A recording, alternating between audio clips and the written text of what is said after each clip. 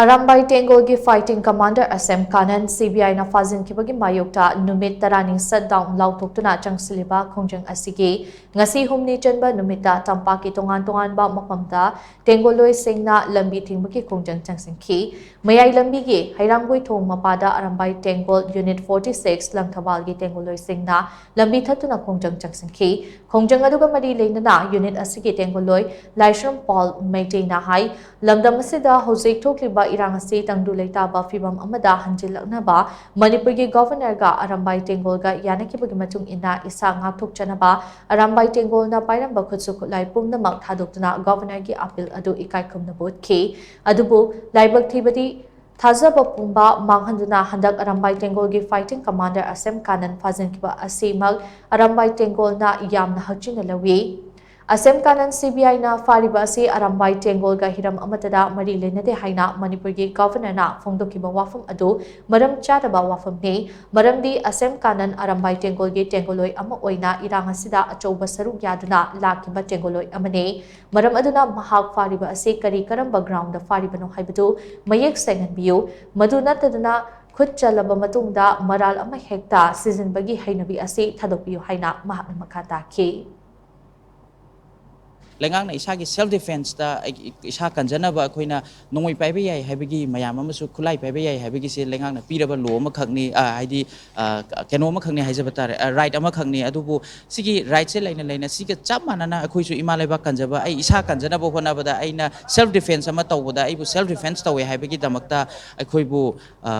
criminal case pan batara gadi akhoi na handagi tatana haijari bisini yamba kanan khaktang phaba yaroi akhoi lairiba akhoi Tengolloi chena pumnamak akhoi loinamak phabiu aduga paliba case se ama khakta panbigano Tengolloi ama khaki wafam nate se lairiba lising akhoi gi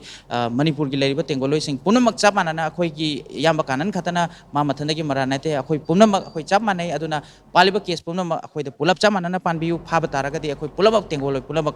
phanbiu si wafam je haijaninge Nakalamaromda Singsamai Lambigi Katwa Beni Lerak Mapadasu Arambai Tengool Unit 28 Thongzugi Tengolloi Shing na Lambi Thatuna Khongjang Changshinkhi Khongjang aduga mari leina unit asigi Tengolloi Dizamani na hai Arambai Tengool asi inat ifru lining laishol yokhatnabagi pandamda safunglakiba loop amani Arambai Tengool na karigidama khutta khutlai paikibano haibasi miyamna thoina hena khangnaraba wafamni Maitei kuki landa ifru irecha singgi thawai amati lanthum ngakthok chanaba Arambai Tengool chongthokibane Matamgi matung ina hojikti Arambai Tengool su khutlai thadoktuna tangdu leitaba Manipur ama sagatnabagidamak lenga ki policy program asida thajaba thamkibani adubu handak security force na Arambai Tengool gi fighting commander fakiba asi yamna laibak thibani Peace roadmap amada changsillaklaba loop amage member sing fa bahurapa haibase thajaba manghanbaga chap manai Arambai Tengool na changsilakliba khongjang asida miyamna su support tobiyo haina mahakna phongdokhi